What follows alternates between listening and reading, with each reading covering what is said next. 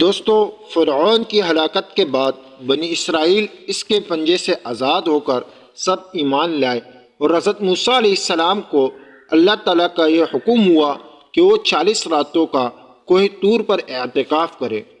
اس کے بعد انہیں تورات دی جائے گی۔ چنانچہ حضرت موسیٰ علیہ السلام کوہ طور پر چلے گئے اور بنی اسرائیل کو اپنے بھائی حضرت ہارون علیہ السلام کے سپرد کر دیا۔ آپ 40 دن تک دن بھر روزہ دار رہ کر ساری رات عبادت میں مشغول رہتے تھے، اور ادھر سامری کو بنی اسرائیل کو گمراہ کرنے کا موقع مل گیا۔ بنی اسرائیل میں ایک شخص تھا جس کا نام سامری تھا، جو نہایت گمراہ کن آدمی تھا۔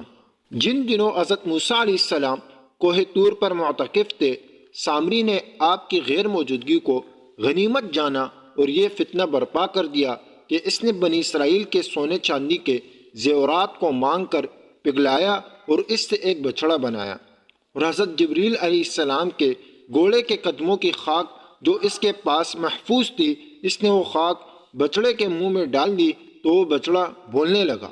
پھر سامری نے مجمع عام میں یہ تقریر شروع کر دی کہ یہ بنی اسرائیل، حضرت موسیٰ علیہ السلام خدا سے باتیں کرنے کے لیے کوہ طور پر تشریف لے گئے ہیں، لیکن خدا تو خود ہم لوگوں کے پاس آ گیا ہے، اور بچڑے کی طرف اشارہ کر کے بولا کہ یہی خدا ہے۔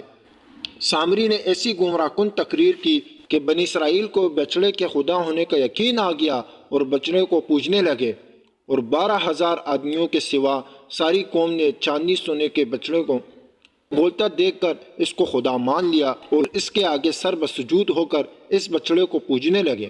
چنانچہ اللہ تعالیٰ کا ارشاد ہے، اور موسیٰ کے بعد اس کی قوم اپنے زیوروں سے ایک بچڑا بنا بیٹھی ہے۔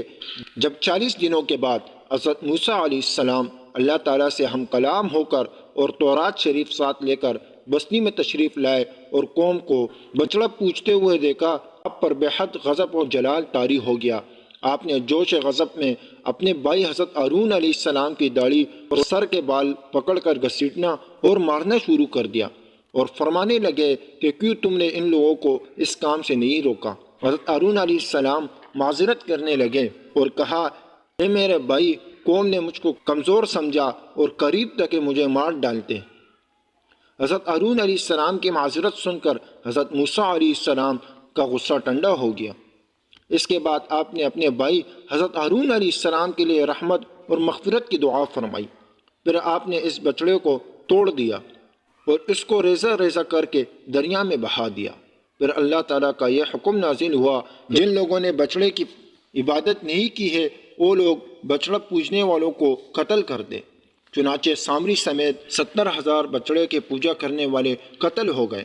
اس کے بعد یہ حکم نازل ہوا کہ حضرت موسیٰ علیہ السلام 70 آدمیوں کو منتخب کر کے کوہ طور پر لے جائے، اور یہ سب لوگ بچڑا پوجنے والے کی طرف سے معذرت طلب کرتے ہوئے یہ دعا مانگے کہ بچڑا پوجنے والے کی گناہ معاف ہو جائیں۔ چنانچہ حضرت موسیٰ علیہ السلام نے چن چن کر اچھے 70 آدمیوں کو ساتھ لیا اور کوہ طور پر تشریف لے گئے۔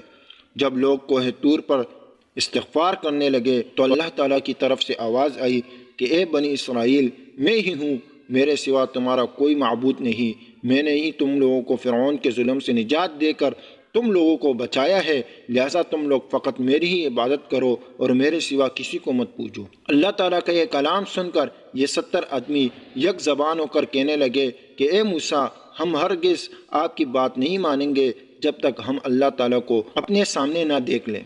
حضرت موسیٰ علیہ السلام نے ان کو بہت سمجھایا، مگر یہ شریر اور سرکش لوگ اپنے مطالبے پر قائم رہے، یہاں تک کہ اللہ تعالیٰ نے اپنے غضب و جلال کا اظہار اس طرح فرمایا کہ ایک فرشتہ آیا، اس نے ایک ایسی خوفناک چیخ ماری کہ خوف و ہراس سے لوگوں کے دل پھٹ گئے اور یہ 70 آدمی مر گئے۔